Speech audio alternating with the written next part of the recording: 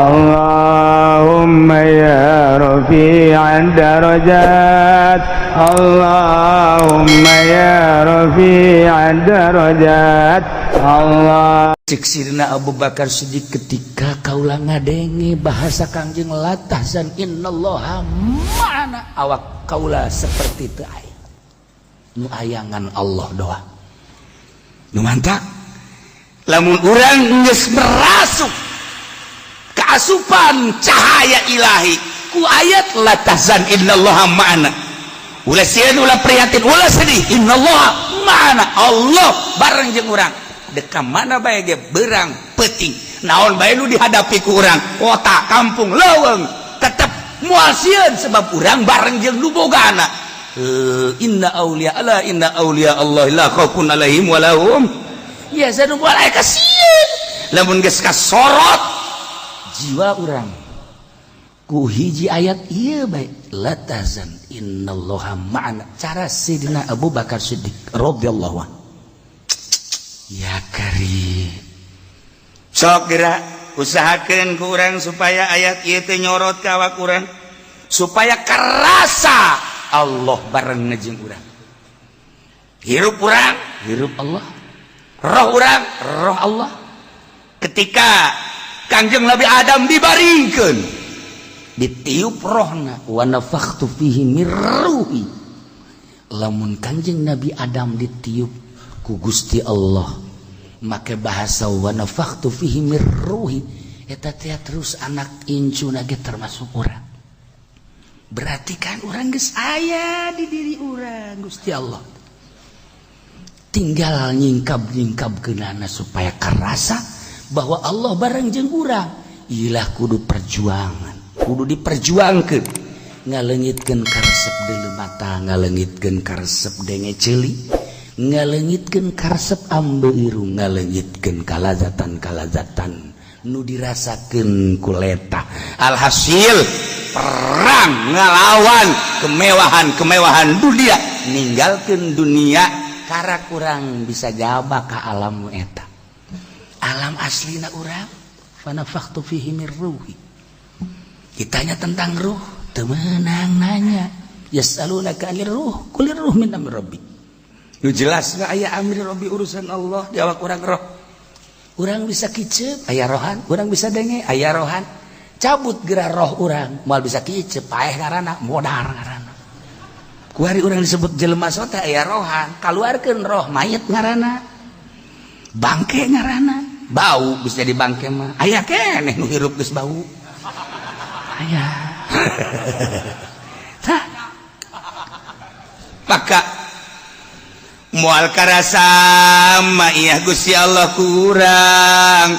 moal karasa babarengan Gusti Allah jeung urang padahal ma wa huwa ma'akum aina ma kuntum innallaha ma'ana la tahzan innallaha ma'ana geus jelaskan berarti satungtung urang masih kene bergelimang kecintaan terhadap dunia moal aya rasa babarengan jeung Gusti Allah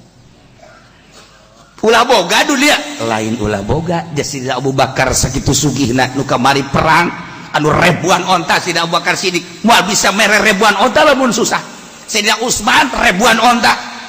atuh kan sugih berarti tapi anggapan di kolbu urang terhadap dunia ulah aya secuil-cuil acan sabakat tuluy beraca jeta macana hese kos kitu mah atuh aya elmuna boro-boro urusan kos gitu maca ge itu mondok mah moal bisa tapi lamun mondok mah urang jadi nyaho oh ieu ngaran amil ieu makmul nyaho ieu amil labzi ieu amil maknawi kan nyaho tuh geus urang lamun nyaho lamun geus ngaji amil geus nyaho ge ditanya di lembur heuy aya amil aya sabaraha di lembur kula mah hiji amil tuh dah sia aing nanya ka mana jawaban ka mana amil tukang mandian modar sama Masya Allah Karim hebat innallaha ma'ana ya Allah ya Rabbi tapi lamun urang geus miceunan dunia teng urang asup dengan sendirina ka alam eta katempo babarengan Gusti Allah karasa sakumaha jelema nu diangkat jadi wali-wali Allah berjuang tanpa pamrih paeh kajen cara Syekh Ja'far Shadiq nu aya di Semarang nu kurang di Zarahan dibawa teh bangke lah berjuang ngaluhurkeun agama Allah gugur di medan laga begitu dibawa di Pandian ulah di Pandian sebab ieu syahid seungitna luar biasa tah nu kurang di Zarahan Kudus Masya Allah kan paeh masalah tetapi hirup urang nu masih bermasalah teu pernah nyaho ka Allah teu pernah ibadah anu mantep teu pernah kadeuleu ke mahagungan Allah padahal ayatna geus jelas la tahzan innallaha ma'ana Allah bareng jeung urang cek Gusti Allah eta Kanjeng Nabi ulah sieun-sieun ulah prihatin tenang langsung tenang Sina Abu Bakar Siddiq radhiyallahu anhu Masya Allah kan tahan sebab diurus rohna urang makan ku ari teh ngurusan awak we kumaha ceuli supaya sehat kumaha mata supaya sehat salah atuh teu dahar tadi di mana keberang di mana urusanna kan ka awak-awak keneh bae kendaraan nu ngeunaheun ditumbakanana lumana iman nu aya ASEAN hotel nu aya ASEAN urusanna kan ka awak keneh bae iraha deuk urusan rohna satungtung urang urusanna kos kitu bae moal datang ruh urang kana asli fitrahna anu fitrah teh kan suci tah ieu urang teh ngaji lah maca kitab matuh asal geus pasantren ge barisa lah ngahartikeun matuh kan geus babari jasa dah komo nu teu ngaji mah geus pokona mah ngarti teu ngarti ngaji pokona mah sebab boga janji aing mah macam-macam lah sama komo awewe mah aing mah ngarti teu ngarti lain eta maksudna balanja ada semacam kan tapi lain itu maksudnya ruh supaya kenal ka Gusti Allah bahasa kerenna ma'rifatullah dibacaan bae kitab direk ma'rifat sugan ngadengekeun mah jadi ma'rifat kita oh nu tadina teu hayang salat jadi salat tadina henteu make rawatib jadi make rawatib nu tadina teu ngeunaheun salat jadi ngeunaheun ta eta makna ngaji teh kos kitu la tahzan innallaha ma'ana supaya karasa babarengan Gusti Allah jeung urang teh arahan ku urang aya kerumunan wali keur diriung-riung ku muridna opatan nyana keur ngajelaskeun tentang ruhani dina ngajina sangat tadi jelaskan tentang ruhani carana dina zahirna matu zikir bil lisan zikir bil qalbi dicaritakeun tentang zikirna jahar jeung khofina caritakeun dipraktekeun terus pas waktu lohor adzan didengungkeun masih keneh ngaji keneh beteng teng lewat datang ke jam 2 muridna ngabejaan nyana seuri bae guys bisa sholat baik akhirnya murid nu 2 sholat berjamaah nu hiji nu 2 man teh jeung guruna masih nyaritakeun dene bae teh nyaritakeun tentang ruhani datang ke asar anu di masjid jeung muridna nu 2 teh kieu we berarti guru aing teh salat cakeuna ye jeung muridna deh nu 2 waduh menyaing guru kan itu sholat wah cangcaya kanyahoan tak ku guruna kacangcayaan murid kan nyahoan guru toriko anu geus jadi mah nyahoan cangcaya murid asal cangcaya bae suudzon moal jadi geus kajian teh mah dihampura tapi ku guru dihampura datang ke asar di titade sholat nyana masih kena nyaritakeun roh sieun mah salat deui bae ka ditu barang salat didoakeun ku guruna teh ya Allah ya Rabb karunya murid abdi bere Gusti paham tentang ruhani nu 2 can paham tentang ruhani bere Gusti ku manjur-manjurna doa guru seorang wali kakarak benang 2 rakaat nyana dibere kabuka treng muka perasaan begitu muka nyana nyahuun ka hate-hate jelema nu keur salat hati-hati jelema anu di luar sholat kunyana kabayang dua baturannya nu duaan teh ya sanajan keur salat hatena teh lain ka Baitullah jeung deui jamaah kabeh dibere nyaho tah ku Gusti Allah bahwa ieu nu keur berjamaah teh hatena aya anu kakarung aya anu kakarimun aya anu ka motor beat aya anu sekupi anu jahe macam-macam ya cek dia teh gila aing kos kitu teh di jero salat teh diberenya barangnya neuleuh ka guruna nu keur gaji bae terus bae di jero kolbuna aya Baitullah murid nu duana aya Baitullah ceuriknya na di dieu langsung beres salat minta hampura ka guruna langsung hampura tuan seri guruna dengekeun ku sia geus teh nyaritakeun naon deui salat teh aya salat zahir cara sararia salat kadeleuna teh ruku sujud beuh tarang mani hararideung horeng di jero kolbuna mah karunggoni malul karimun dibabawa ku sia Fortuner dibabawa ku sia urang Karawang anu handapeun bibirna aya hunungan masa keur salat kabayang itil teh beres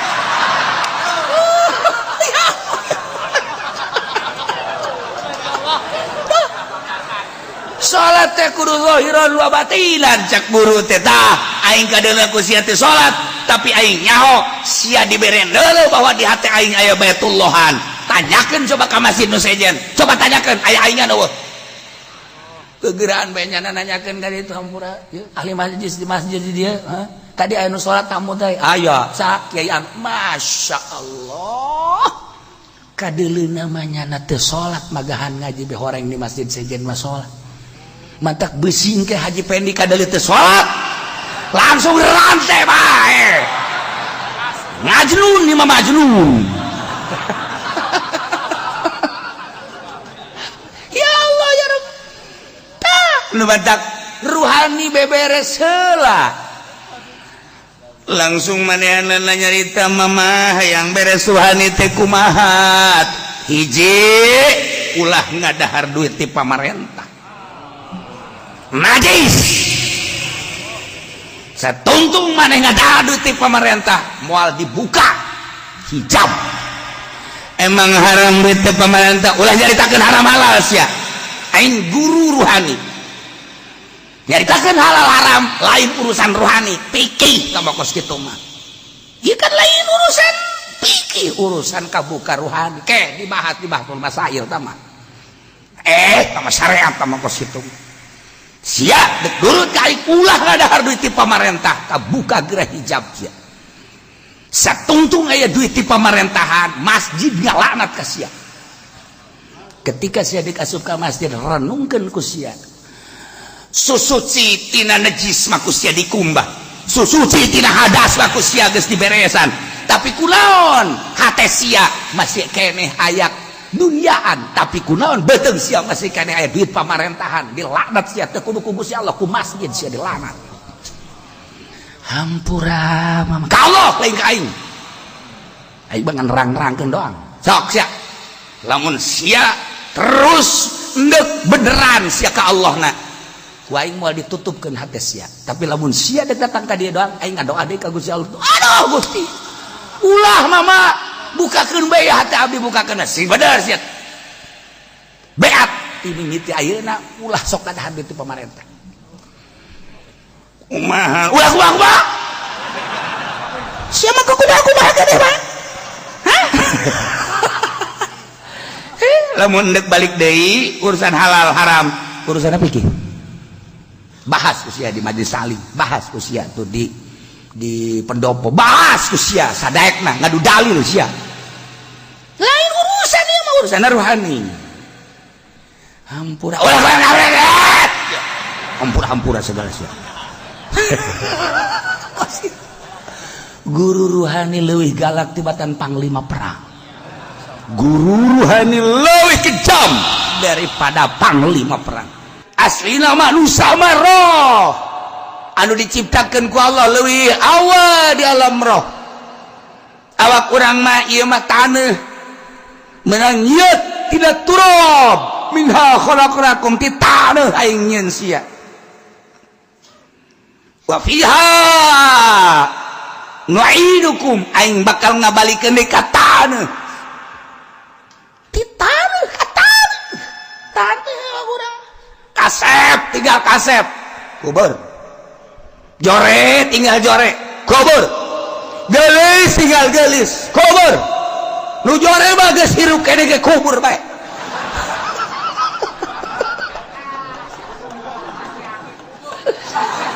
presiden kubur bae mah KPRT mah geus hirup-hirup kubur abak kubur bae kabeh tina taneuh balik kana taneuh ai anu roh ai aslina manusia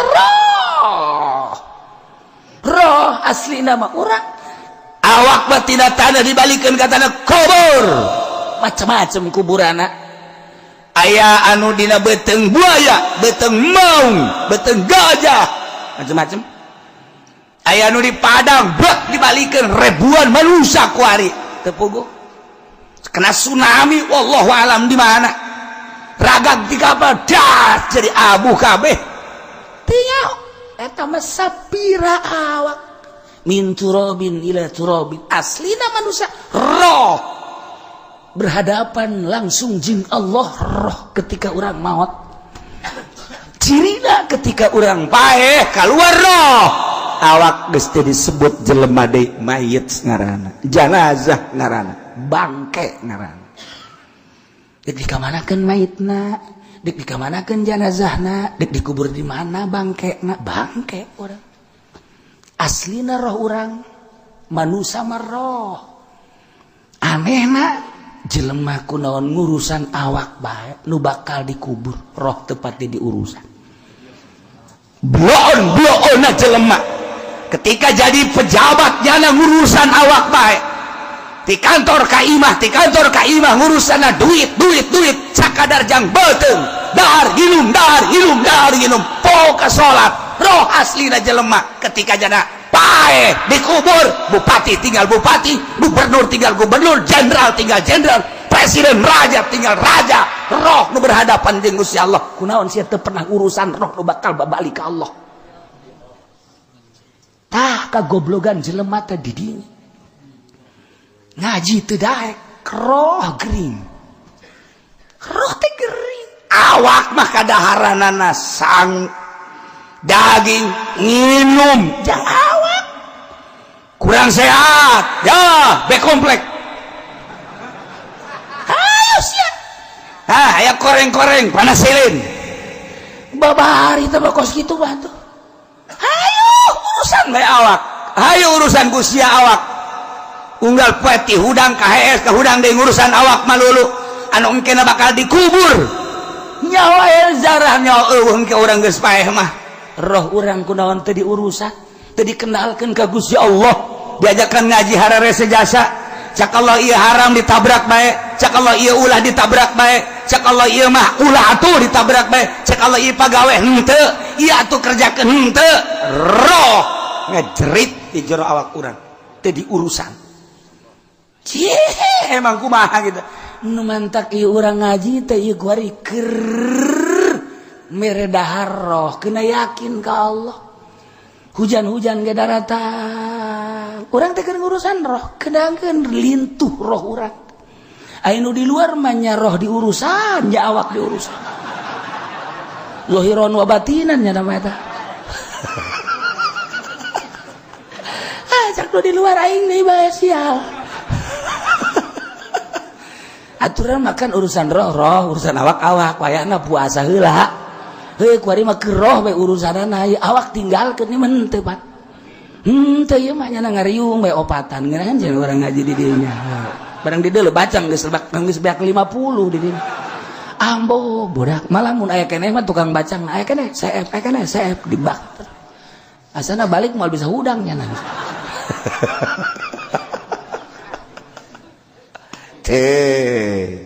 babarieu ieu ge paeh 70 satu hari satu malam yaumun wa lailatun dipertanyakan kunaon make jeung disiksa Gusti. Qala Ibnu Abbas, cek Ibnu Abbas nu mantak disiksa li annahum lam yuzailu qaumahum hina abadul ijla. Bongannyana teu pernah misah ti kaum anu nyerembah kana anak sapi. Bongannyana teu pernah mentolelir ka jelema anu inkar. Bongannyana teu pernah dakwah. Gue nyalamatkan diri saat batur munkar, saat batur inkar, saat batur maksiat, saat batur nyembah ka pedet, nya nama nyalamatkan diri bae geus ka Gusti Allah. Eta teh bagus, tapi disiksa bae tetep ku Allah. Ieu hesena jadi kiai di dieu. Ngomong salah teu ngomong salah.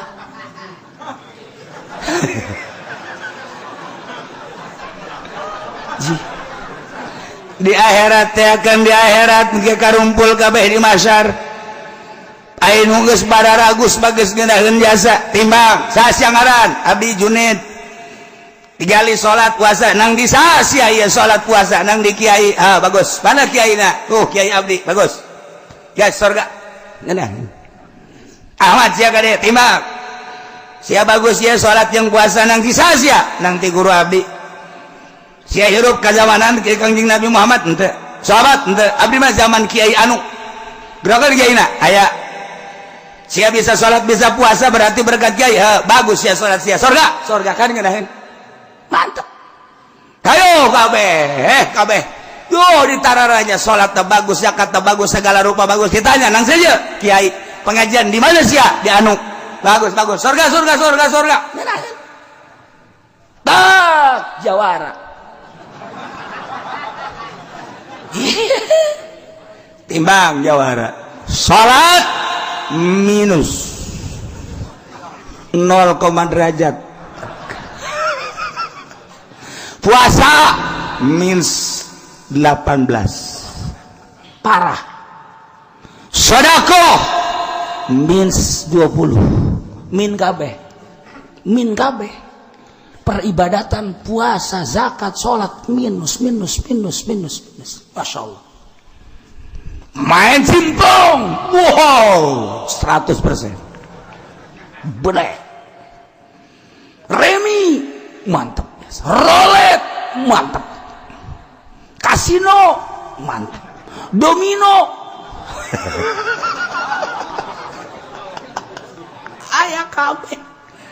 ayah kabeh, Masya Allah.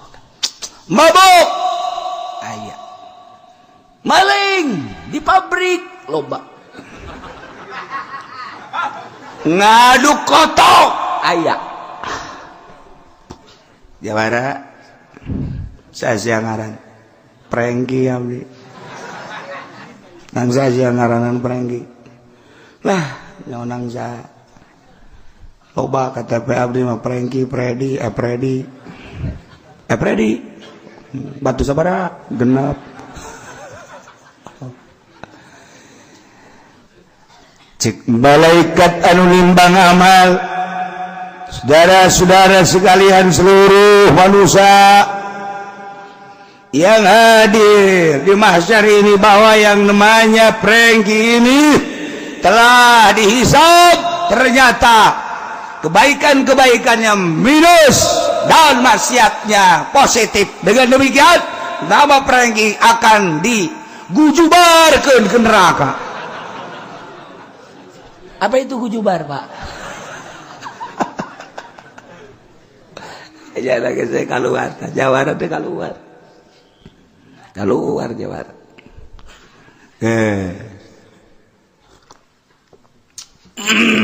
Barang keluar malaikat. Enon sia. Abdi mung sosoranganan ka neraka panas. Deuna ge cek saha neraka teu panas. Sia yang jeung saha ka neraka? Jeung kiai.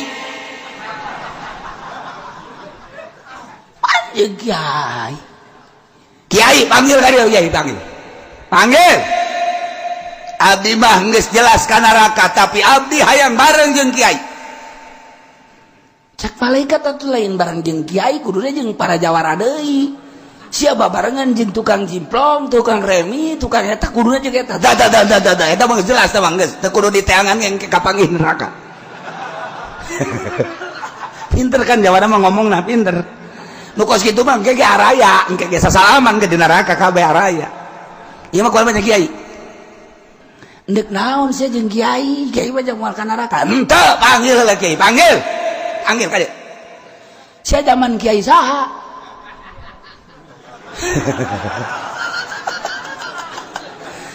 abdi zaman Ki Fudoli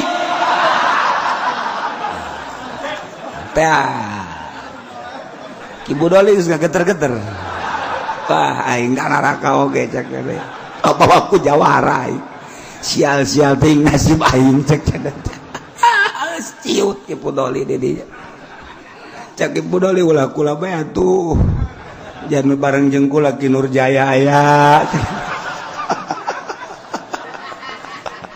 Ki Wahab aya cek ada loba kiai kula bae henteu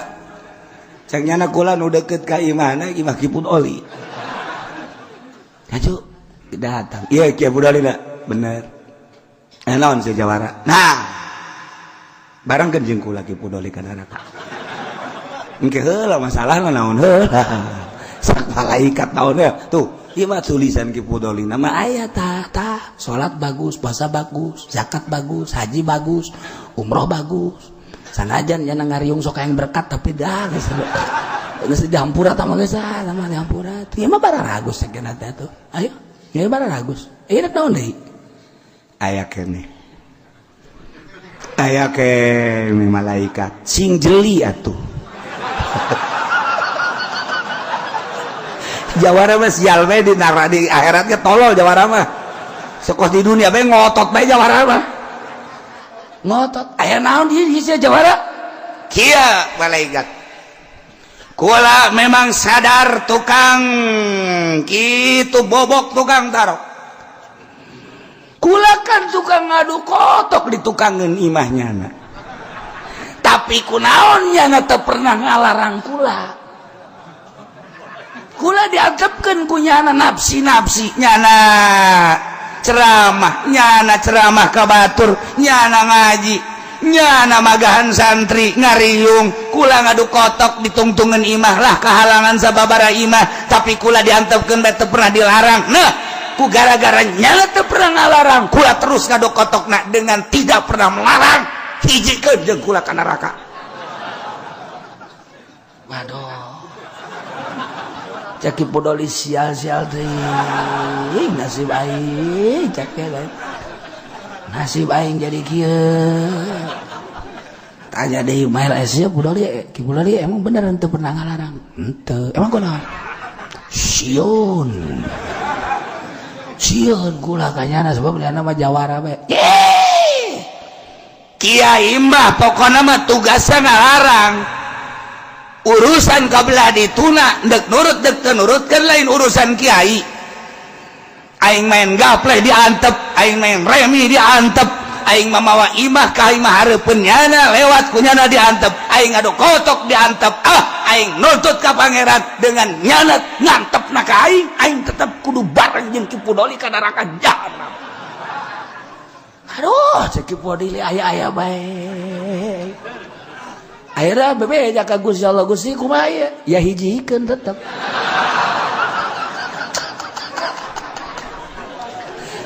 hijikeun ieu nu beratna teh nu berat teh kiai teu ngalarang munkarat dihijikeun ulah naon garang-garana ngeunah sebab naon dititahna ge amar ma'ruf nahi munkar nu tadi mah nu dititah ma'ruf ngarurut sorga kabeh nu narurut ngararaji di majelis narurut di podium ngaji narurut sorga tapi jawara anu henteu pernah dilarang lantaran sieun ke lantaran naon ke tetep bae nyana engke ngadakwa ieu nu beratna aya ieu ya ayyuhalladzina amanu wahai kiai-kiai nu di Bandung nu di Garut nu di Tangerang nu di Banten tenang tenang abeh maneh tetep henteu ditanyakeun ku Gusti Allah. Alaikum anfusakum, urusan diri maneh bae. Kajen teuing batur mah heulana.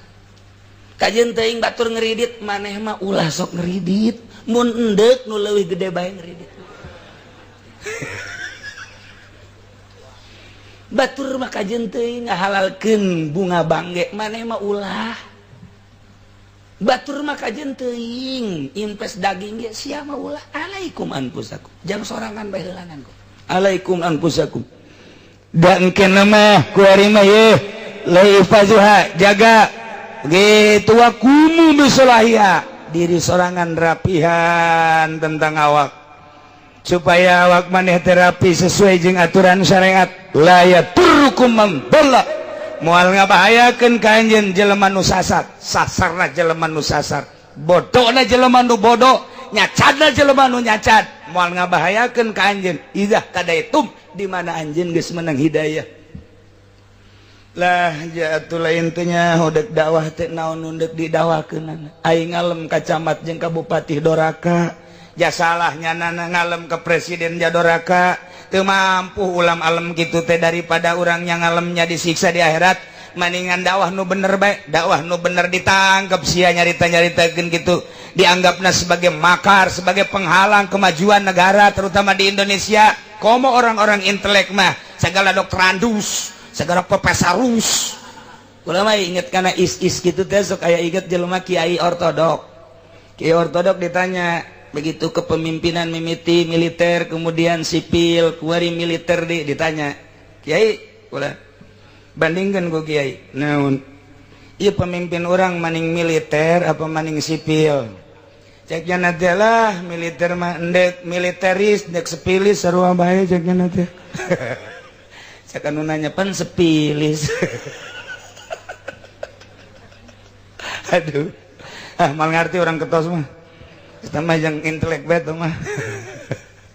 eta teh urang ngomong-ngomong kos kitu teh da aya non kitu ngaranna aya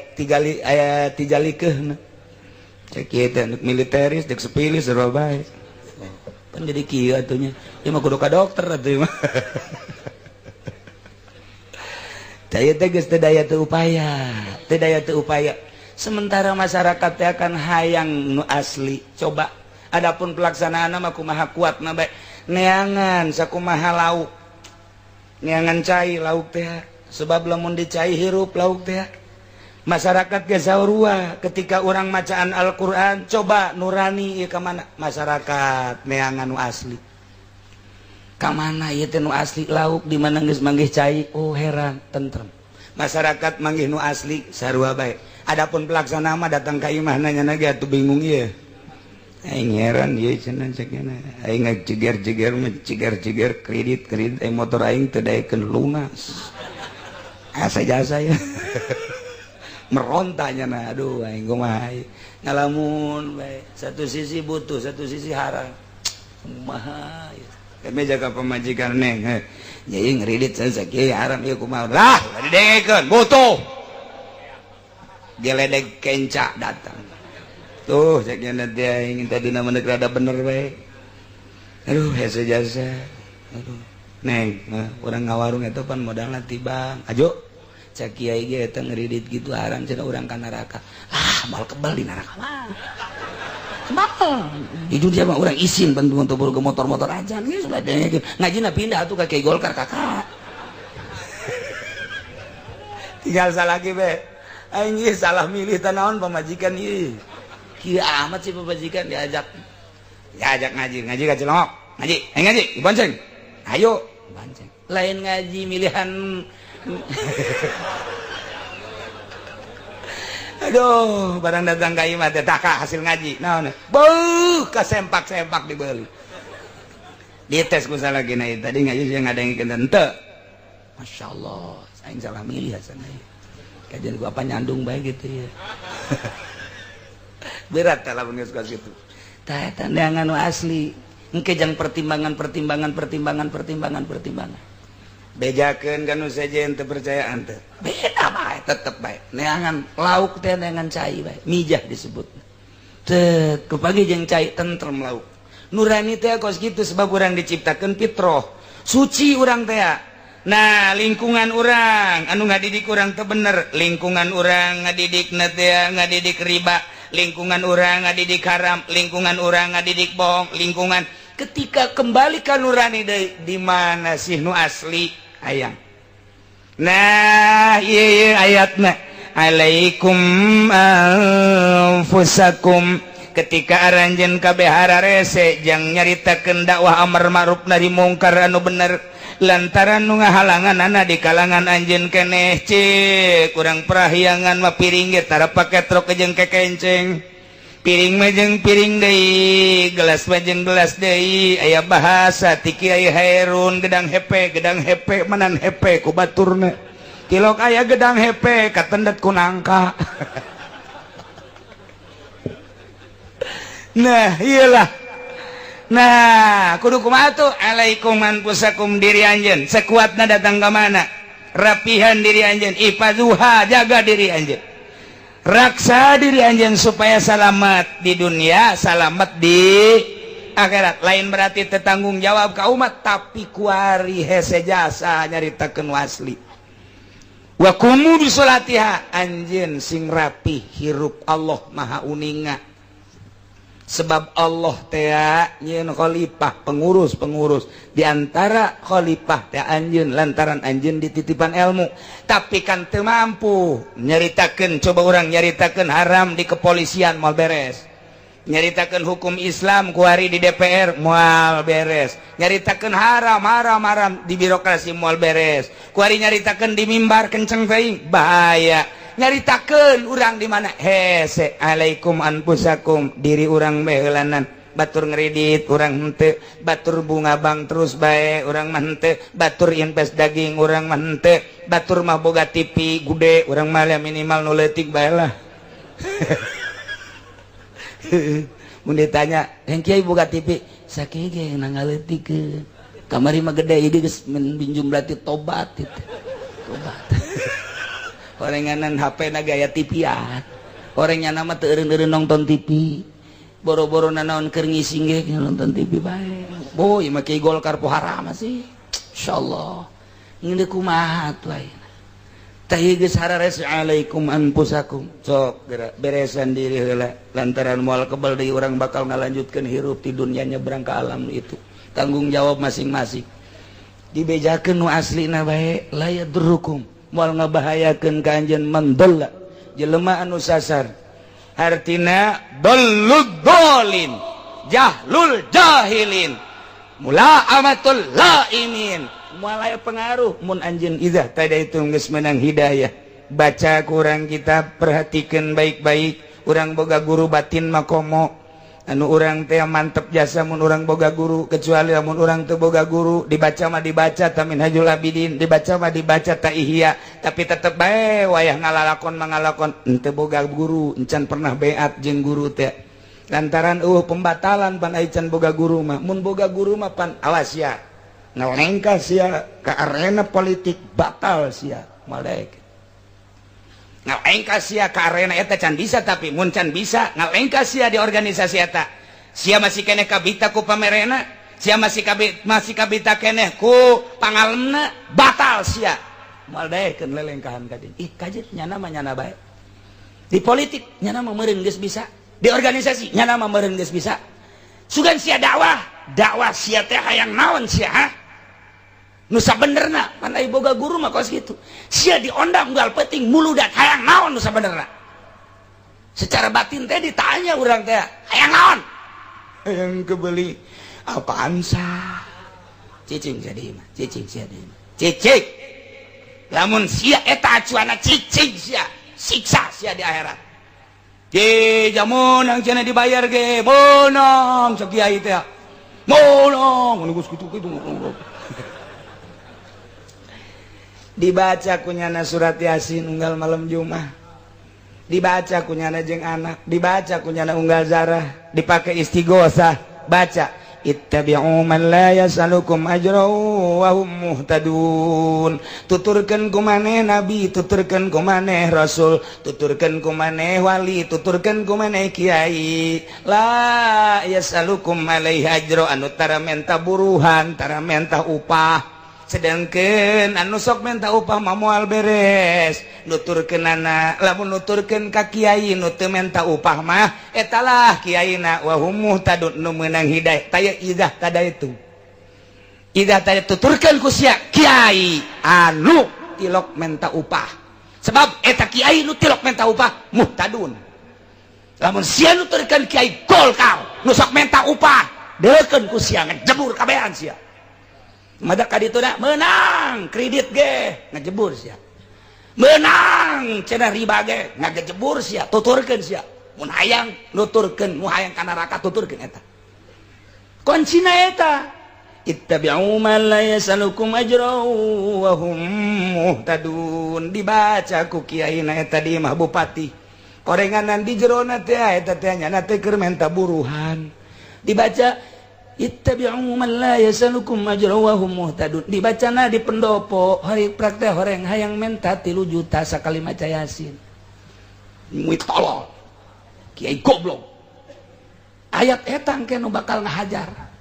di akhirat ya. Ayat ittabi'u man la yasalukum ajra wa hum muhtadun. Nah sia aing geuri dibaca ku sia, tapi sia kan menta buruhan. Cak ayat aing deuk nyeret sia ka neraka jahanam. Mal kebaliangan 1000 tahun doang yai.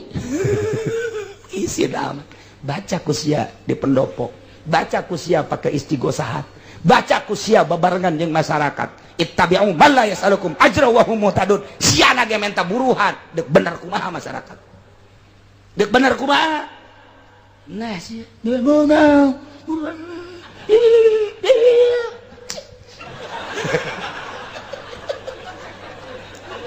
ayo sia nu ngajina handap tanggal Ambon teh nyahoeun.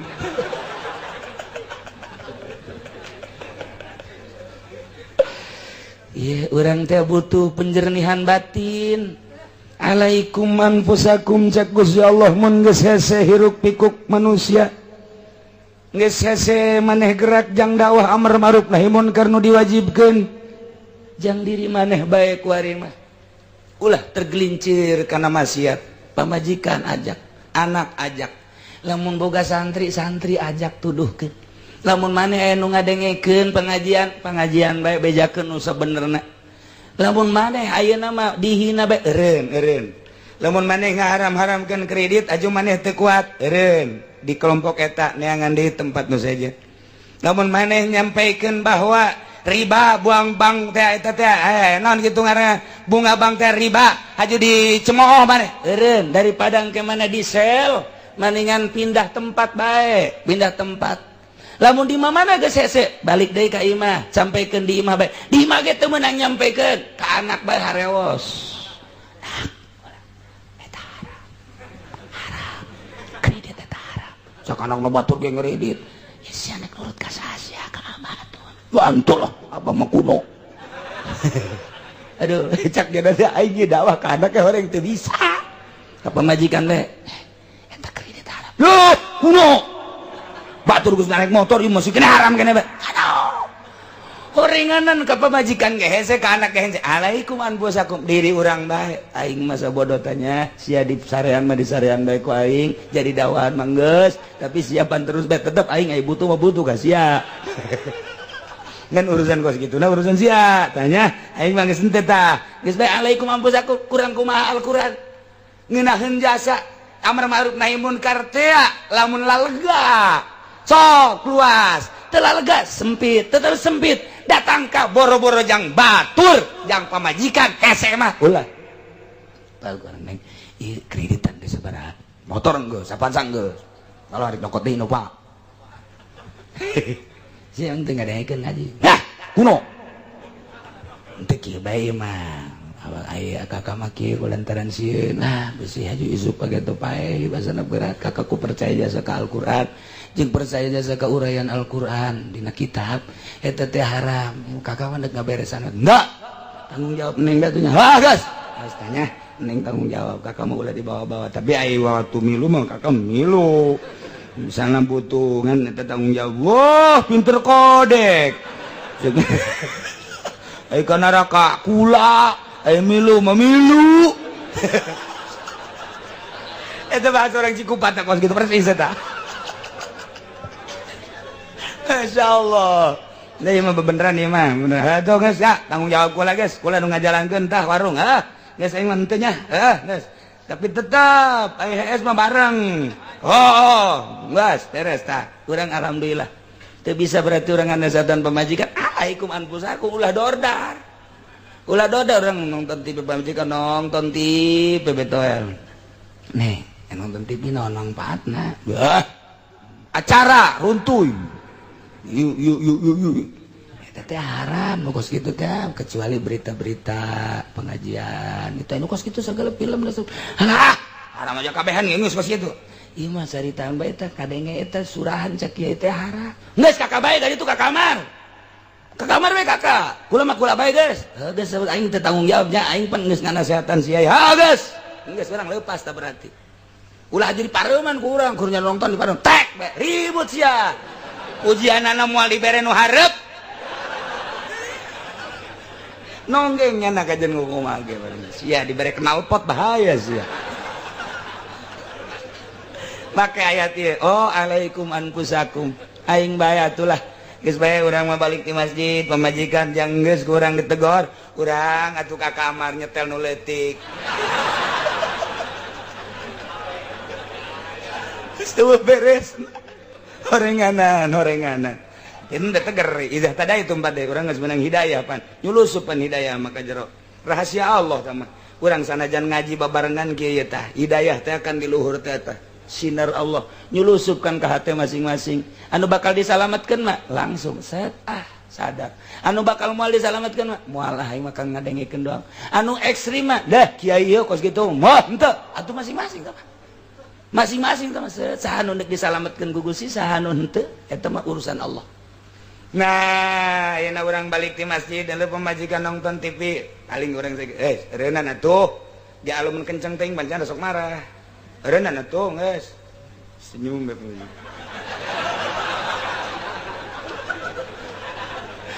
urang geus ka kamar kieu bae lah aing mah boga pemajikan gitu terus bae urang leuleuy bae alaikum ampusaku urang heula ulah nonton TV orang terus keke pemajikan isinin sorangan gitu ieu mah tunda kumaha nitah pemajikanana ya urang aya teh naon emang eta naon eta mah ting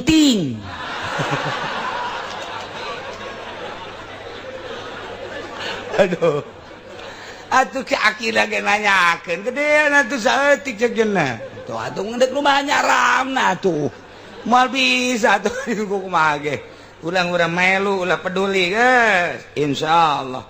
ulah nyieun huru-hara di imam masing-masing ke salamet teh di akhirat nyana-nyana urang tapi urang negor diajak ngaji sian geus dinasehatan geus tapi sia kitu bae sabodo masing-masing urang teh saimah urang teh sakamar urang teh naon kitu ngaranna saatap tapi di akhirat engke masing-masing salakina mah salamet ka surga pamajikan nama atuh ka neraka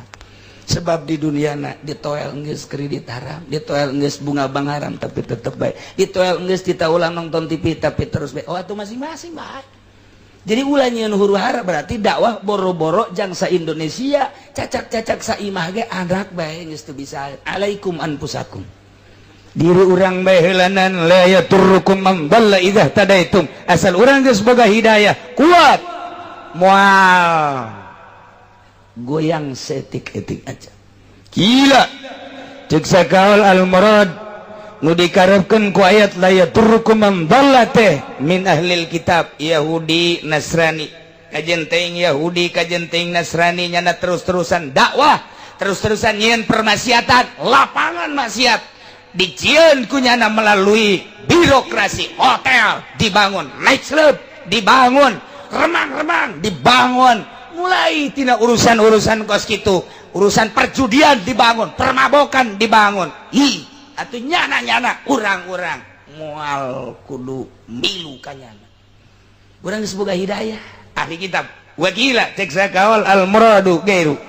Gelum cek sakal manu dikarepkeun ku bola idah tadatum teh lain ahli kitab. Cah jelema-jelema nu nyieun lapangan termasuk urang ge sarua bae. Artina sa Islam tapi nu ieu mah arahna ieu arah dakwah, nu ieu mah arahna permaksiatan. Eta ge sarua bae moal kudu ngacokeun ka diri urang. Moal kudu ngabimbangkeun ka diri urang. Nyana urang-urang asal urangna geus izah tadaitum.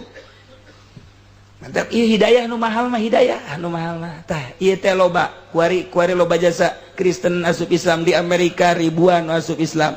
ti mimiti WTC dibom mengenal Islam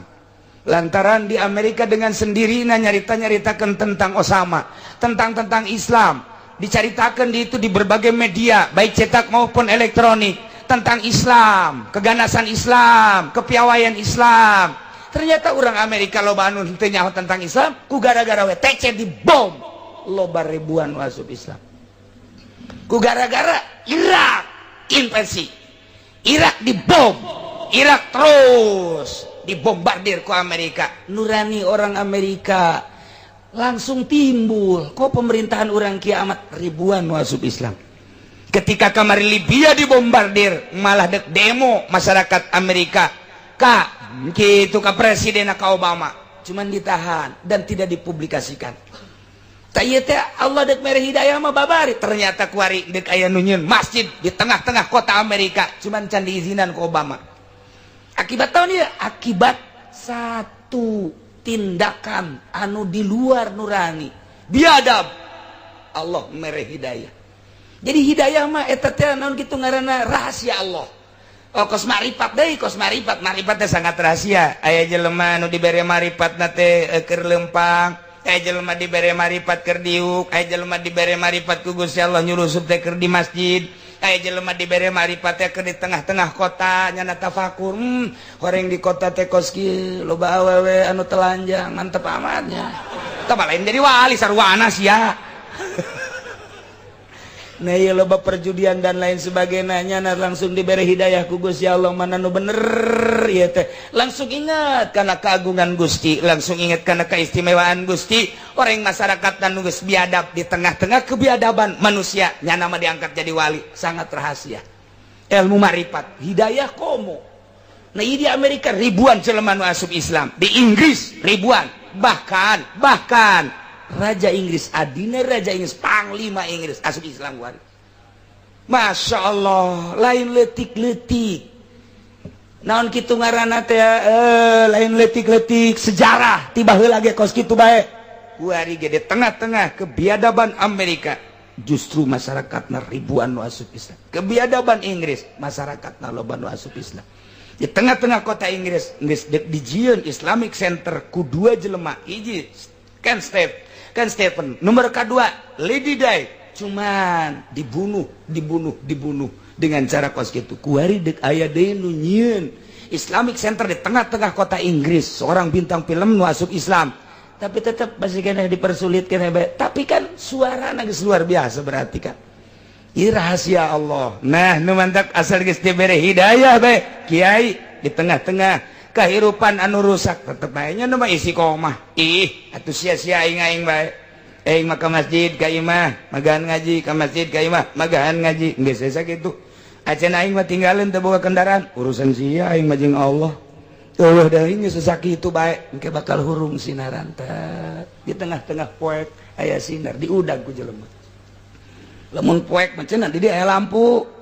cenah di dieu aya lampu mana ya lampuna pareum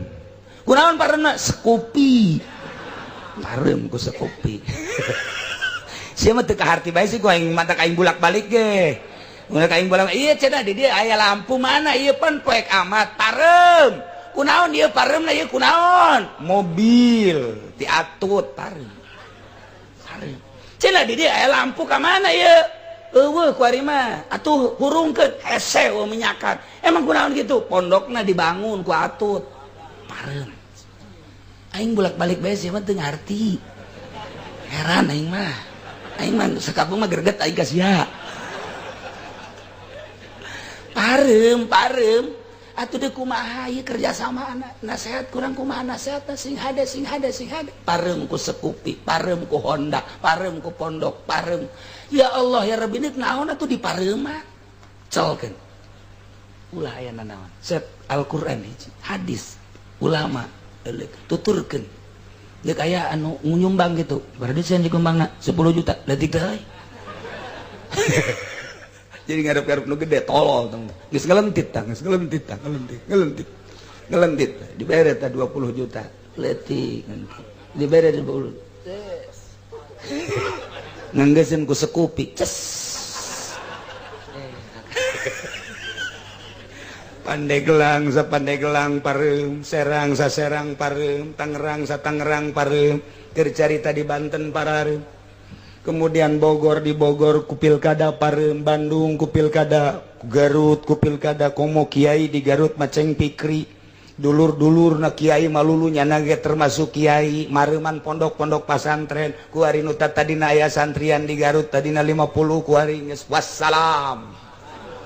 tinggal pondok bae 2 tingkat santrina eueuh nyanana geus teu ngaji wassalam Pikri ini kumaha teh mareuman teh mareuman ulah kitu geus cing teger bae urang mah ngaharamkeun haram bae deuk nurut ka jeung teh aing mah jang diri aing bae jang diri aing bae wayang ngomong aing mah ngomong bae sia deuk ngadengekeun los teu kajeun sanggeus ngadengekeun deuk make deuk teu sabodo sia aing mah aing bae sesuai jeung aturan sia teu percaya dibuka ku aing kitabna tah eta teu akur pahamna leg-leg paham sia geus bae bakal sinaran itu mah gede amat hurung mah itu mah obor mah penuh deket kacaangan nu jauh kasih lalatuan eta obor nu mentek nu ngaji dari Tangkal Ambon mah silalatu tah mah la yadrukum man dalla idza tadaitum insyaallah na ye keur carita li hadis Abi Salabata wallahu a'lam. A'udzu billahi minasy syaithanir rajim. Bismillahirrahmanirrahim. Yauma yajma'u Allahu ar-rusula fayaqulu madza ujibtum qalu la ilma lana innaka anta 'allamul ghuyub.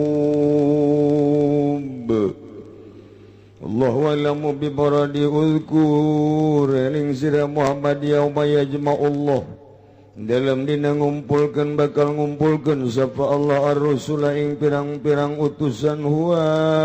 yaumul qiyamah utawi yaum yajma'u yauma yajma'ullah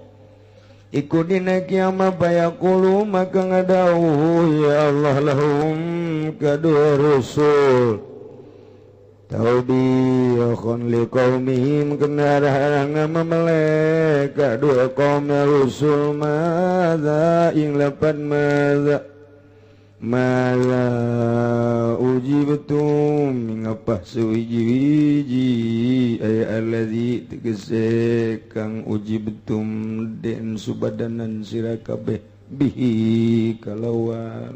ladzi hina da'utum waktu ning undang sira kabeh ila tauhid maring tauhid waktu ning ngajak sira kabeh maring tauhid qalu maka ngucap ya rusul kabeh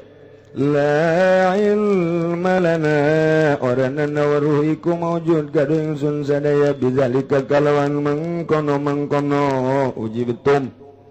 innaka insatuhna Tuhan anta Tuhan Allamul ghuyub kang banget tuningane ing pirang-pirang kang gaib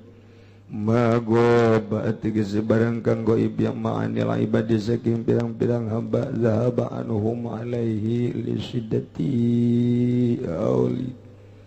Ilangan saking Rasul apa ilmu gitu ilmu apa waruhe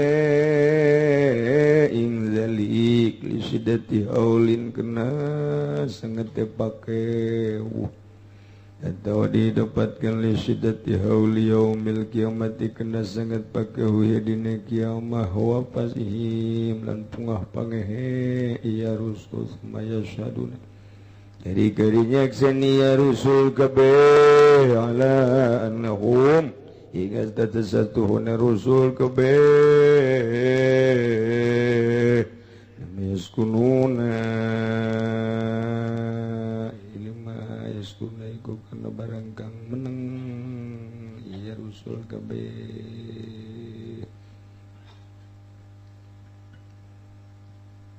sabada Gusti Allah dina ayat nyaritakeun permasalahan nu patali jeung dunia. Ayeuna Gusti Allah rek nyaritakeun nu patali jeung akhirat. Geus jadi adat dina Al-Qur'anul Karim, Gusti Allah mun nyaritakeun dunia kayak nyaritakeun akhirat. Mun nyaritakeun fase kafir kayak nyaritakeun mukmin. Nyaritakeun neraka kayak nyaritakeun sorga kitu bae terus supaya urang teh tergugah teh dek nyaritakeun masalah akhirat Muhammad inget engke seluruh utusan bakal dipanggil ku Gusti Allah. Seluruh rasul bakal dipanggil ku Gusti Allah. Dek ditanya tentang dakwahna di dunia. Ditanya tentang risalahna. Ditanya tentang pagaweana di dunia. Sampai ke mana ngajakan manusia. Sampai ke mana dakwah manusia. Jeung datang ke mana eta umat nuturkeunana jeung jawaban umat datang ke mana bakal dikumpulkan para rasul di sidang ku Gusti Allah. Insyaallah. Lain bae para rasul cek Imam Qurtubi. Warasatul anbiya para ulama panggil setelah rasul para ulama. Dipanggil engke maneh kiai kan baheula urang mana sia abdi ti Balaraja tahun sabaraha sia jadi ulama 2011 zaman saha bupatina Smet saha gubernurna ibu presidenna padahal geus teu dibejaan ge geus aya tulisanana tapi supaya jelas nyata kadenge ku balerea dipanggil orang ulama mana maneh apakah ulama mu'i atau ulama non mu'i ditanya salila maneh jadi mu'i digaji ieu cabang teh 10 juta satahun batur mah masyarakat nu nyaho sia dibere 10 juta bahkan wakil ge jeung sekretaris teh dibere digunakeun pake naon teh duit eta gaji apa lain jeung sesuai tah henteu sia teh jeung digawena ampura lain ampura aduh nu nyaho digajina sabaraha duit dirahasiakeun hanya kepala MUI bae jeung cabang nu nyaho teh kan cerek kieu nyaho aing MUI dibere, lain dibere-bere deui. Atuh kieu ge sarua. Aing MUI naon tuh? Dibere ku aing soekeun duitna. Kecuali gede. Gede geus urusanana. Ieu urang di sidang enggak. Ieu kieu di mana ya? Saya Batu Ceper. Kiai Batu Ceper di sidang. MUI bukan? Bukan, Pak. Saya salap. Terus bagaimana? Saya ngajakin orang. Ngajakin orangnya pengen di alam, pengen dunia. Bagi-bagi, Pak. Kadang-kadang pengen dikasih juga sih. Iya, sebahaya. panti ditu da ge teu meunang dijual belikeun ayat teh la as'alukum alaihi ajra ulah sok ayat nu mahal pake neangan jang sekupi ieu bakal disidang ke masyaallah kuari mangeunangan meuli sekupi meuli Vespa meuli BMW meuli Innova dan lain sebagainya kuari luar biasa moyah maena engke sia disidang warasatul anbiya bener apa henteu insyaallah kari Inggris lamun urang kos kitu Inggris jasa sing ade ulah sok diojol ayat nu mahal ayat nu mulia ayat nu indah ulah sok pake neangan secuil dunia boro leutik gede ge pan eta mah hina minta kapeungpeureman mata hatena mun aya jelema dakwah nyieun pasantren tapi tujuanana jangan dunia mata hatena kapeungpeureman tang kos kitu engke tanggung jawab di hareupeun Allahna masyaallah berat ka bina-bina kuari mah heueuh we ngeunah ya Allah ya Rabbi bantak urang masantren hayang jadi kiai bae geus bahaya masantren hayang jadi kiai bae geus bahaya ulah komo tah mah hayang kabeuli anu aju aya nu ngeluh ya kula mah cenah magaan ngaji can kabeulina naon blon dagang sih hayang kabeulina naon ulah nyaritakeun nyai aju teu kabeulina naon dagang itu aya deui nu ngomong ki alhamdulillah Pak Kiai kenapa hasil dakwah tuh buat pesantren hasil dakwah saya lebihnya itu terus beli tanah lagi alhamdulillah katanya beli mobil ganti-ganti dakwah sih hasil kos gitu dakwah mah kieu alhamdulillah berkat dakwah saya cek si siang maling seng sekarang jadi masuk Islam eta hebat si Tegwan masuk Islam sekarang si Cunghin masuk Islam sekarang Cungir masuk Islam eta hebat gara-gara dakwah beneran alhamdulillah masyarakat tu tadi teh bisa wudu kiai kuari alhamdulillah rarapi wuduna masyaallah bunga nu tadi teh bisa salat alhamdulillah marhaba aya marhaba kuari tadi teh aya muludan aya tah kitu alhamdulillahirabbil alamin eta hasil dakwah ngaranna teu ojol jeung nanaon lamun teu ojol jeung nanaon cara para wali terus bae marhaba para wali sanga terus ka Banten marhaba na teh terus bae lantaran teu hayang nanaon istuning ngembangkeun agama teh yauma yajma'ullahu rusula ingat ajian Muhammadina poe Allah bakal ngumpulkeun ka para rasul yakni huwa yaumul qiyamah poe eta teh poe kiamah dipanggil ku Gusti Allah seluruh para rasul payaqulu cek Gusti Allah lahum ka para rasul nu dimaksud nama ieu teh deuk ngahinakeun deuk ngamameleh ka kaumna nu teu iman teu nuturkeun ka ajakan-ajakan para rasul-rasul Allah Subhanahu wa ta'ala cek Gusti Allah madza ujibtum kumaha wahai para utusan kaula anjeun disubadanan anjeun diijabah anjeun ditanggapi soal ajakan-ajakan anjeun kudu nauhidkeun ka kula kaum anjeun kumaha tanggapanana coba lantaran ditanya teh di timbangan di hareupeunana belah dituna sorga aya jembatan Siratal Mustaqim seuneu ngagebrah-gebrah sekelilingna seuneu malaikat rentul umat loba jasa jadi lain hayang ngajawab para rasul teh inggis ku bisi rempan ku basa aduh kumaha eueuh nu adi ngajawab lantaran dijawab salah teh dijawab salah ieu tanggung jawab terhadap umat tentang dakwahnya na luker ditanya ku Gusti Allah kan Gusti Allah mah maha uningan kau nanya aduh rempan amat besi salah sedengkeun engke kabehan ge bakal ditanya nu ditanya teh urang tapi kapan sungut nutup mata nutup celi nutup kabeh narutup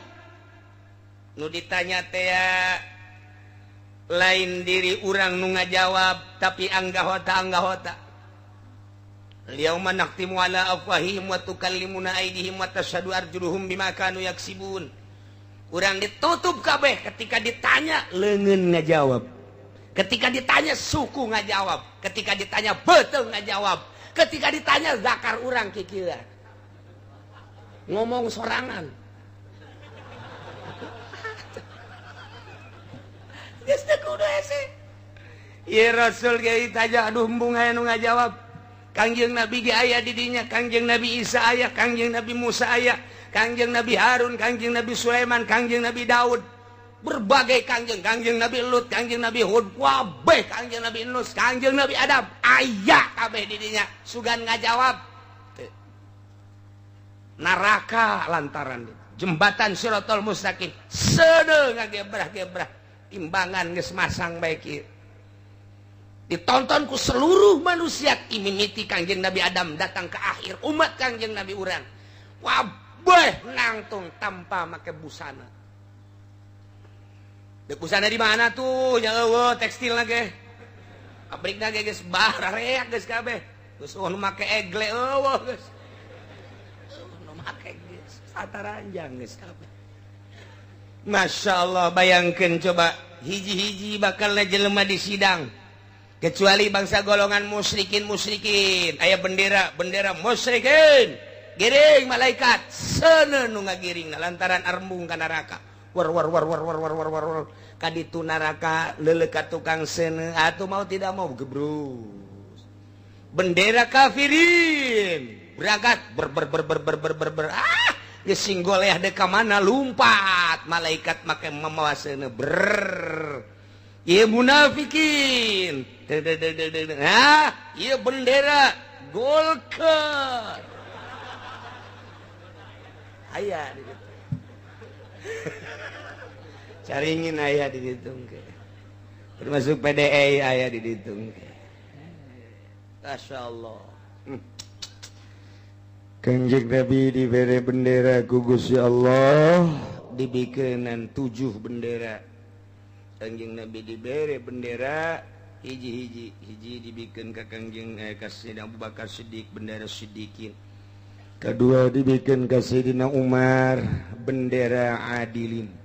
Katilu dibikeun ka Sayyidina Utsman bendera kitu non Zahidin. Keopat bendera dibikin ka Sidina Ali, kalima dibikin ka Sidina Hamzah, terus ka genep, terus ka 7 bendera. Silakan pasangkeun umat kabeh nu golongan Siddiqin milu, nu golongan terus berbagai bendera. Anak buah Kangjeng Abu Bakar Siddiq ngebogaan bendera dibere ku Abu Bakar Siddiq ya, besi teu mahi. Bendera para ulama, bendera tersebut dibikin ke hakna masing-masing. Jadi kayak kelompok-kelompok, wah itu rombongan mana cina itu? Mui. Berangkat, Masya Allah. Ngeri. Ngeye nu bisa ngomong ditanya ku Gusti Allah, wahai para rasul, mada ujibtum? Kumaha tanggapan umat anjeun? Kumaha jawaban umat anjeun? Kumaha reaksi umat anjeun ketika anjeun ngajak tauhidkeun ka kaula? Qalu cek para rasul la ilma lana. Terang abdi mah maksud terang teh lantaran atuh Gusti Maha uning teh kudu nanya ka abdi cek para rasul. Isin abdi bade tumaros besi abdi salah ngajawab Gusti abdi teh pan diutus ku Gusti titah ngembankeun agama nauhidkeun ka Gusti ngajakan ka umat bahwa abdi teh rasul Gusti kaditu nama nyanggakeun ka Gusti sadaya-daya ja Gusti Maha uninga aya buku-bukuna di para malaikat abdi mah besi kacaletot nyarita Gusti la ilma lana teu aya katerang abdi mah teu aya kanyaho Gusti hal eta mah ka ieu teh lain berarti bener-bener teh nyaho lain lantaran dula-dula beuh ka dieu neraka ka dieu seuneu kade singgalebrah seuneu Rasul bae saking ku sieun sieuna teu daekeun ngajawab eta pangkat Rasul geus teu bisa ngajawab di BAP ku Gusti Allah lantaran rempan jasa sieun lain teu nyaho padahal mah Kangjeng Nabi ketika dianiaya ku Abu Jahal Kangjeng Nabi Musa ketika dianiaya ku kaumna Kangjeng Nabi Isa ketika diudag-udag ku Nasrani kabeh ge nyararaho boga jawaban masing-masing ketika Kangjeng Nabi Nuh dikucilkeun ku kaumna ketika Kangjeng Nabi Lut diciduhan dicaci baki nyarahun kabeh ge ketika Kangjeng Nabi Sulaiman hampir diusir ku kaumna termasuk Kangjeng Nabi Daud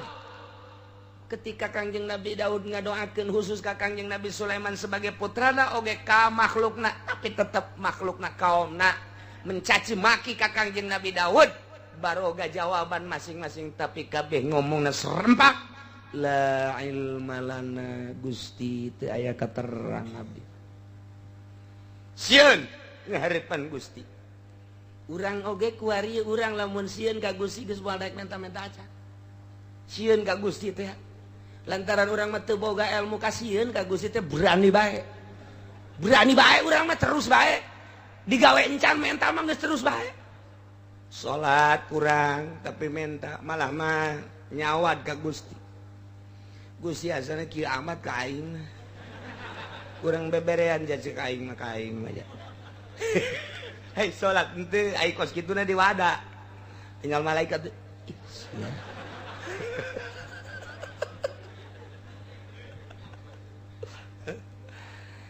teh teh bahasa la ilma lana naon eta hebah ka Gusti urang lamun hebah ka Gusti moal boga rasa ilmu urang diangkat jadi wali teh rahasiana kunaon ketika urang teu boga ilmu lamun urang boga ilmu moal diangkat jadi wali datang ka modal moal diangkat jadi wali lamun urang geus teu boga ilmu karak diangkat jadi wali atuh bodoh berarti tuh sia mah kitu bae sih hartina teu ngarasa boga ilmu lamun geus teu ngarasa boga ilmu kakarak timbul tawadu ilmu naon atuh Gusti di abdi da sadaya dageh Gusti nu masihan loba anu boga ilmu waktu ku Gusti dicokot bah ja atuh nanaonna Gusti mere ilmu ditempelkeun ka otak abdi ketika dicokot bah ku Gusti atuh jauh nanaonan abdi mah teu daya teu upaya nu boga daya jeung upaya mah Gusti abdi mah teu boga ilmu anu sia hirup atuh hirup abdi pan pamasihan ti Gusti ketika Gusti atuh nyabut hirup abdi mah atuh abdi deuk aya naonan boro-boro nu susah cara abdi nu sugih ge cara Soeharto cara Ibu Tin ja paeh mah paeh bae ku Gusti cek Gusti paeh mah paeh bae atuh ieu hirup abdi teh panu Gusti teu ngaku ka hirup teu ngaku ka ilmu teu ngaku ka gerak-gerak urang nu Gusti sadayana geus teu aya naon abdi mah gaeng ka Gusti bae ieu mah ya Gusti sia ibadah ka aing meureun sieun ka neraka henteu Gusti besi abdi pajar sieun ka neraka belum abdi moal mundur saeutik-eutik acan hayang ka sorga meureun teu Gusti andai kata abdi ieu ibadah hayang ka sorga ku Gusti abdi asupkeun ka sorga abdi bade lumpat dari keluar deui beneran sia bener bung ka sorga bung teu sieun ka neraka teu belum abdi kuari keneh Gusti eta di dunia teh kos kitu teh atuh hayang naon sia hayang kanu nyieun sorga jeung nyieun neraka ka Gusti bae abdi dia lamun abdi geus diaku ku Gusti sanajan dikanarakakeun neraka ge moal panas sanajan kuari boga mersi woh asena ge tiis ai nu kolotna nu kolot nyarekanan bae mah atuh hareudah urang naik mobil di sisi diri nu kolot ngocoprak asena tiis ge hareudah geus kieu deui kayak ngomong deui geus lah hiji bae dua segala rupa asena untung teu nabrak ge untung teu nabrak asena digedekeun deui tak tina nomor 20 letikeun nomorna 18 hareudang teh emang urang teh neraka eta jero mobil teh neraka sebab naon aduh sekelilingnya AC tinggal AC tetep baik teu nyaman tapi lamun urang jeung nu kolot di jero mobil cak nu kolot teh ai kula malah atuh sapira jadi pendamping ge kapake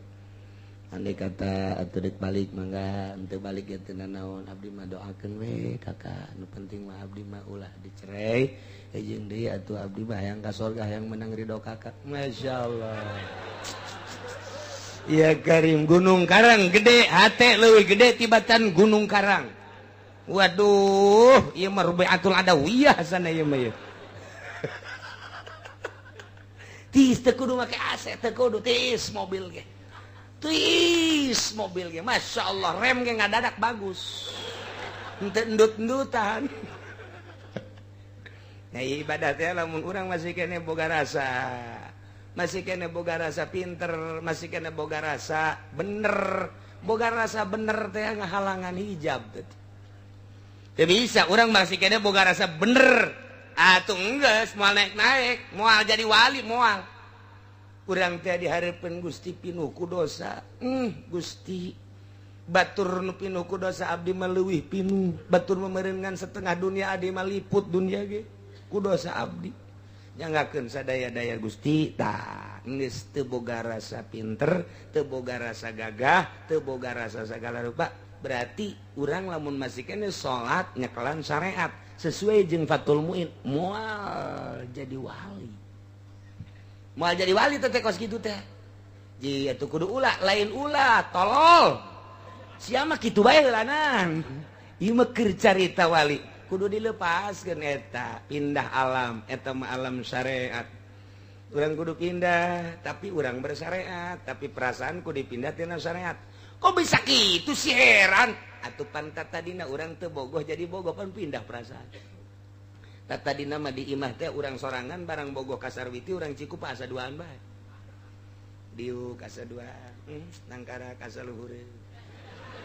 nangkub asa handapeun Masya Allah, perem asa kadele, bentak asa karasa. Tak eta teh perasaan nu kos kitu. Ketika orang diputuskeun cinta, greget, nu aya teh greget perasaan ngaranna. Tak ieu ka Gusti Allah teh ku perasaan. Lamun Gusti ngadamel langit, Gusti ngadamel bumi, di antara dadamelan Gusti teh abdi, dihirupan ku Gusti.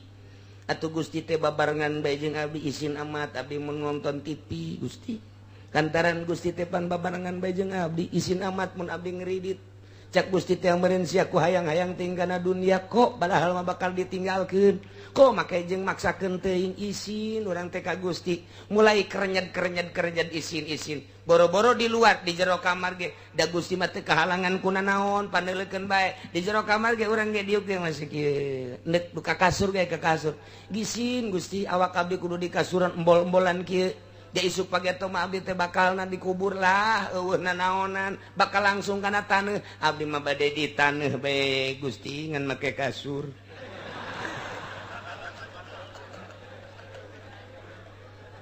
sak malaikat blon ditanya ku pamajikan kaji ku ieu sare ku ada dihandap bae lah aing geus tasawuf caki uci ge cak pamajikan karena kuari bae eta saup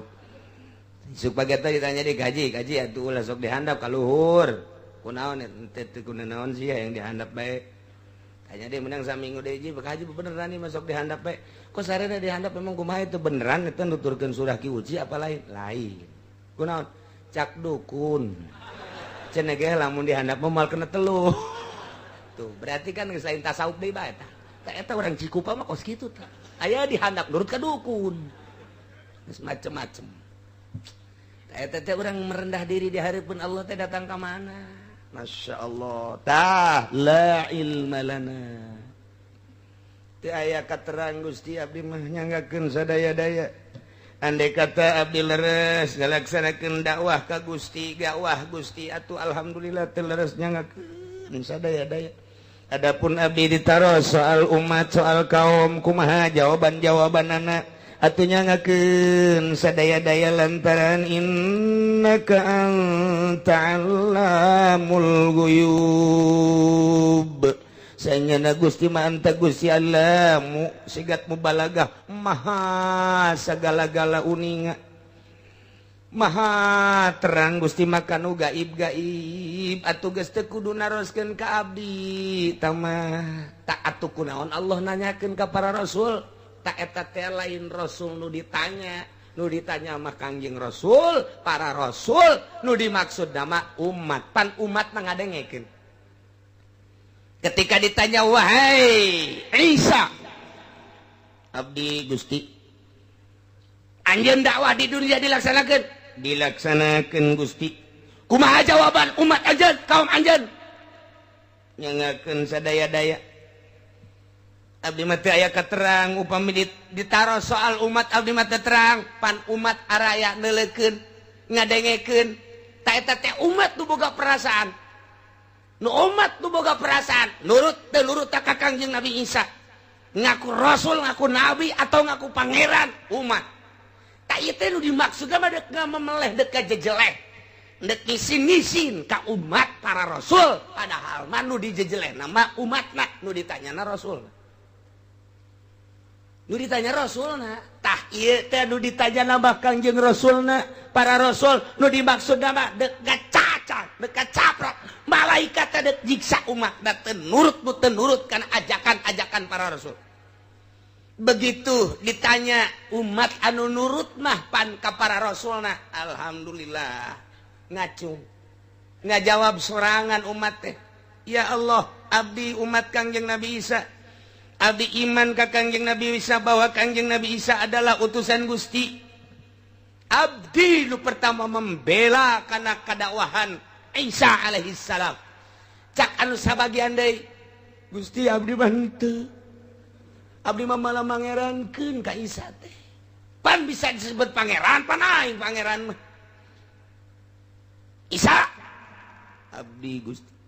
mana di pangeran-pangeran apakah bate ngaku pangeran abdi la ilma lana teu terang abdi mah nyangakeun bae coba umat bae nu ditanya tanya umat cak umat anu iman ka Kangjeng Nabi Isa ja Isa mah teu pernah ngaku pangeran ja Kangjeng Nabi Isa mah ngaku ge sebagai rasul sebagai utusan Gusti abdi nu percaya jeung abdi nu iman ai itu ngaku pangeran salah itu ngadu masyarakat jeung masyarakat antara P3 jeung Golkar ngadu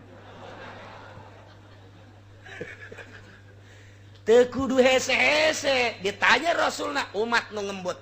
iyalah nu bakal dimemeleh teh umatna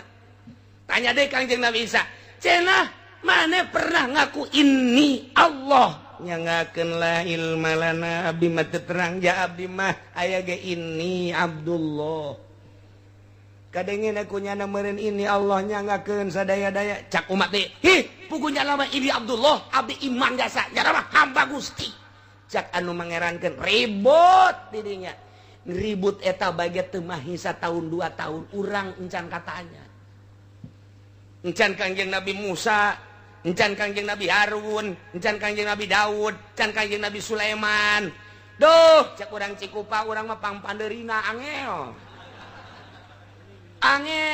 cenah urang mah ieu kulantaran karunyaeun Kangjeng Nabi ka Gusti Allah ka Kangjeng Nabi Muhammad mah umat Muhammad heulakeun mana urang Cikupa abdi sangaran soleh abdi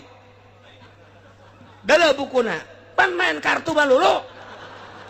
ya heulakeun geus mangga diheulakeun ka mana Gusti neraka pan abdi soleh soleh ge ngaran doang buku sia KTP doang si soleh neraka cak si soleh alhamdulillah kunaon sia mun diheulakeun deres bae cenah sakieu teh pokona ka sorga ka neraka diheulakeun mangeureun bae pan diheula-heulakeun urang Bojong urang Cikupa urang Blaraja brus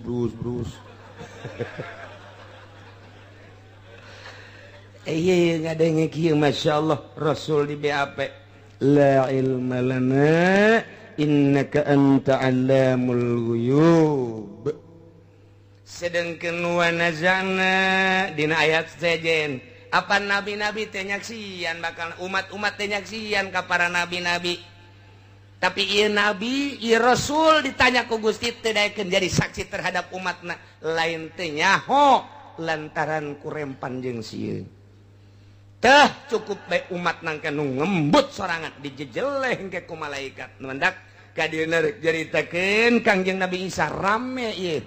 Kangjeng Nabi Isa boga kaistimewaan 8 nu mantak dipangerankeun ge ku umatna naon ieu nu bakal ayatna khusus